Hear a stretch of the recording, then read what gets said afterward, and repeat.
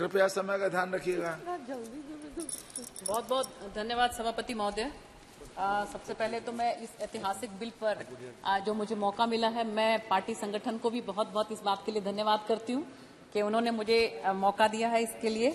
और ये बहुत ही ऐतिहासिक पल है और मैं इस बात के लिए भी अपने आप को बहुत सौभाग्यशाली समझती हूँ कि हम आदरणीय प्रधानमंत्री नरेंद्र मोदी जी के नेतृत्व में आज इस 17वीं लोकसभा के सदस्य हैं और आदरणीय गृह मंत्री जी जिन्होंने इससे पहले जो 370 धारा जो है उसका बिल जो लेकर आए, उसके एब्रोगेशन का, और उसके भी हम साक्षी बने और इसके साथ साथ आज इस ऐतिहासिक बिल का जो आज यहाँ पर लाया जा रहा है तो इसके लिए भी हम साक्षी बन रहे हैं। इसके लिए मैं बहुत बहुत धन्यवाद करती हूँ। सभापति महोदय, इंडियन पीनल कोड 1860 को भारतीय न्याय संहिता 2023 कहा जा रहा है। सीआरपीसी 1973 को भारतीय नागरिक सुरक्षा संहिता 2023 कहा जा रहा है। इंडियन एविडेंस एक्ट 1872 को भारतीय साक्ष्य अधिनियम 2023 कहा जा रहा है। मुझे लगता है कि ये इंडिया से भारत तक की यात्रा है जिसको हम धीरे धीरे जो है अब वो आगे बढ़ रहे हैं विकसित भारत की ओर। सभापति महोदय, ये बिल 11 अगस्त 2023 को इंट्रोड्यूस किया गया था आदरणीय गृह मंत्री जी के द्वारा और 11 अगस्त को ही स्टैंडिंग कमेटी को ये रेफर कर दिया गया था और 10 नवंबर 2023 को स्टैंडिंग कमेटी की जो रिपोर्ट आई उसके बाद 12 दिसंबर को इसको विड्रॉ किया गया क्योंकि वो जो भी रिकमेंडेशंस आई थी जो कमेटी की उसको उसके अंदर डालने के बाद उसमें अमेंड करने के बाद फिर 12 दिसंबर 2023 को वापस इसको इंट्रोड्यूस किया गया और आज जो है इसके ऊपर चर्चा और उसके बाद इसको पास करने के लिए यहाँ पर जो है चर्चा सब चल रही है और इसका नाम अब क्योंकि ये दोबारा से इसमें आया है तो इसका नाम अब बदलकर भारतीय न्याय संहिता सेकंड 2023 किया गया है और इसके साथ साथ भारतीय नागरिक सुरक्षा संहिता सेकंड 2023 और भारतीय साक्ष्य अधिनियम सेकंड 2023 कहा गया है। आदरणीय सभापति महोदय, मैं कहना चाहूंगी कि बिल्कुल अभी हमारे एक वक्ता कह रहे थे कि आदरणीय प्रधानमंत्री जी ने जब लाल किले की प्राचीर से ये कहा कि हम अमृत काल में हैं और इस अमृत काल के अंदर हम पंच प्रण करते हैं और वो पंच प्रण ये थे सभापति महोदय की goal of developed India, Bharat को विकसित भारत बनाना। नंबर दूसरा, कॉलोनियल माइंडसेट को पूरी तरह से समाप्त करना। नंबर तीसरा, अपनी संस्कृति पर, अपनी जड़ों पर गर्व करना, मान करना। नंबर चौथा, एकता, एकजुटता। नंबर पांचवा, आम नागरिक के अंदर कर्तव्य बोध का होना। सभापति महोदय, मुझे लगता है कि ये 5 प्रण नहीं है बल्कि ये भारत के 5 प्राण हैं और इसी के तहत ये लगता है कि भारत की जो ये विकसित भारत की जो यात्रा है, इस विकसित भारत की यात्रा के अंदर सबसे ज्यादा योगदान अगर किसी का रहता है तो महिलाएं, युवा, किसान और गरीब। और माननीय प्रधानमंत्री जी ने इन्हीं चारों को कहा है कि वो इन 4 जातियों में ही विश्वास रखते हैं और इनकी ही तरक्की जो है वो हमारे देश को विकसित भारत की ओर लेकर जाएगी। इसीलिए सभापति महोदय, इसके अंदर क्या किया गया है कि सबसे ज्यादा प्रेफरेंस जो है वो महिलाओं को और बच्चों को दिया गया है, इसलिए सेक्शन 63 और 64 को रखा गया है और जो FIR है उसको डिजिटाइज करने के लिए रखा गया है प्रावधान। और इसके साथ साथ जो बताया गया है कि जैसे विक्टिम महिला जो है उसकी स्टेटमेंट को रिकॉर्ड किया जाएगा बंद कमरे में, सब कुछ बहुत विस्तार से बताया गया है। तो मैं इसमें कहना चाह रही हूँ सभापति महोदय कि अभी पिछले दिनों हमारे पार्लियामेंट को देखने के लिए कम से कम 250 के करीब नए बच्चे जो IPS ऑफिसर थे वो आए थे और वो भी पूछ रहे थे कि जी आपको इसमें सेक्शन चेंज करने की क्या जरूरत पड़ी। तब उनको मैंने बताया कि किस तरह से जो हमारी सोच है, आदरणीय गृह मंत्री जी की सोच है कि बच्चे और महिलाएं हैं उनको प्रेफरेंस मिलनी चाहिए। तो अगर उनके धाराएं जो है वो अगर पीछे जा रही है 376 पे जा रही है तो उसका फायदा क्या है हमें? अगर हम प्रेफरेंस महिलाओं को देना चाहते हैं तो हम इसको आगे रखना चाहिए, इसलिए इसके सेक्शंस के अंदर चेंज किया गया। तो मुझे ये लगता है कि अब हमारे जो भारत के युवा हैं उनको इस बात की समझ में आएगी धीरे धीरे से कि ये सेक्शंस जो हैं वो क्यों चेंज किए गए हैं, इसके पीछे की हमारी मंशा क्या है। सभापति महोदय, इसके साथ साथ मैं कहना चाहूंगी कि हमारे आदरणीय रविशंकर जी ने जब ये बात कही कि जो कॉलोनियल जो हमारा सिस्टम है उसको चेंज करने के लिए मुझे लगता है कि एक ही काल के अंदर हमारी यूनिवर्सिटीज को बदला गया और उसी काल के अंदर ये IPC, CRPC और एविडेंस एक्ट आए। ये बिल्कुल सही है।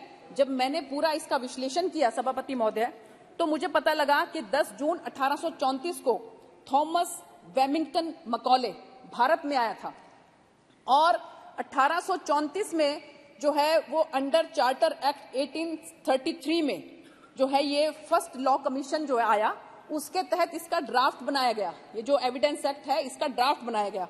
और आप कमाल की बात देखिए सभापति महोदय कि 1835 के अंदर ही इंडियन एजुकेशन आया और उसके मिनट्स में जो है ये वेबिंगटन, थॉमस वेबिंगटन मैकॉले क्या कहता है कि only fund western education, not any other type of education, कि सिर्फ वेस्टर्न एजुकेशन जो है उसको फंड करो, इसके सिवा किसी भी जो है एजुकेशन सिस्टम को फंड नहीं करना।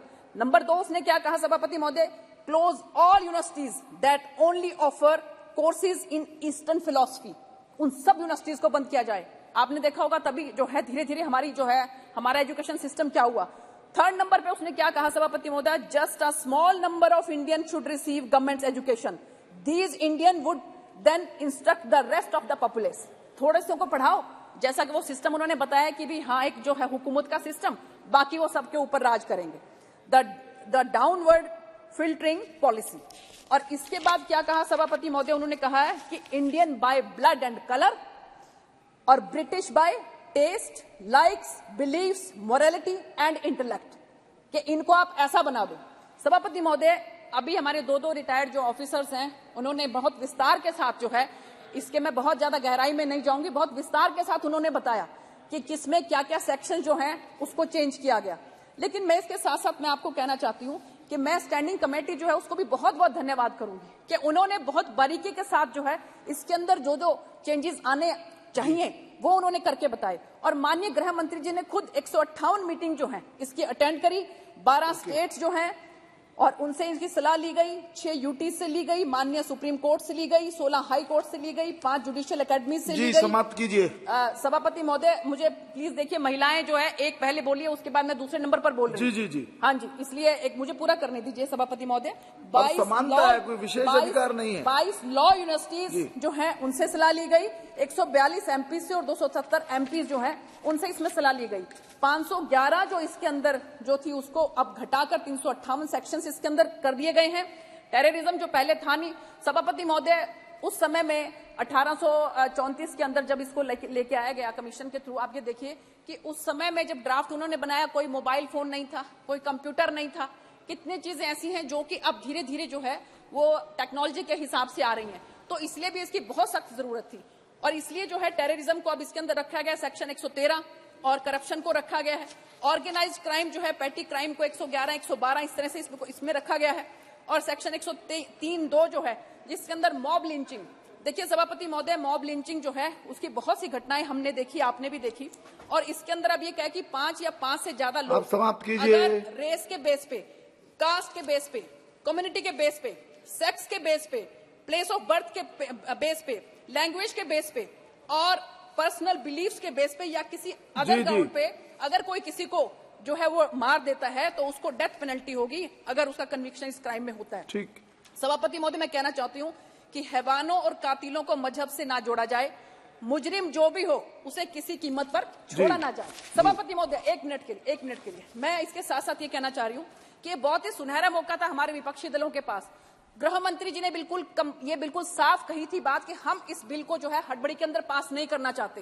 अगर सभी विपक्षी दल हैं इसके अंदर भागीदारी करते, श्री प्रताप चंद्र सारंगी जी, सिर्फ 2 मिनट कि अगर इसके अंदर सभी विपक्षी दल जो हैं वो इसके अंदर भागीदारी करते तो उनके लिए बहुत सुनहरा मौका था ये, क्योंकि आज माननीय प्रधानमंत्री श्री नरेंद्र मोदी जी जो हैं उन्होंने आज जिस तरह से आपने देखा होगा कि राजपथ को हमने कर्तव्य पथ के अंदर बदला। श्री प्रताप चंद्र सारंगी जी, सबसे पहले उनका जो घर है 7 रेस कोर्स को हमने जो है वो कल्याण मार्ग के रूप में उसमें बदला है। आप प्रारंभ करें। बस 1 मिनट के लिए, सिर्फ आप 2 मिनट से 1 मिनट कह रही हूँ मैं आपको, जी 1 मिनट के लिए खत्म करने दीजिए, आप प्रारंभ करें। जी तो यही मैं कहना चाह रही हूँ कि आज मोदी जी जिस तरह से हमारे देश को भारत की ओर ले जाना चाहते हैं, अंत में सभापति महोदय ये राहें ले ही जाएंगी, मैं आपको अभिनंदन करता हूँ। ये राहें सभापति महोदय, ये राह आप उधर आप बोलिए सर, वास्तव में ये जो कानून लाया गया है हिंदुस्तान में एक क्रांतिकारी अध्याय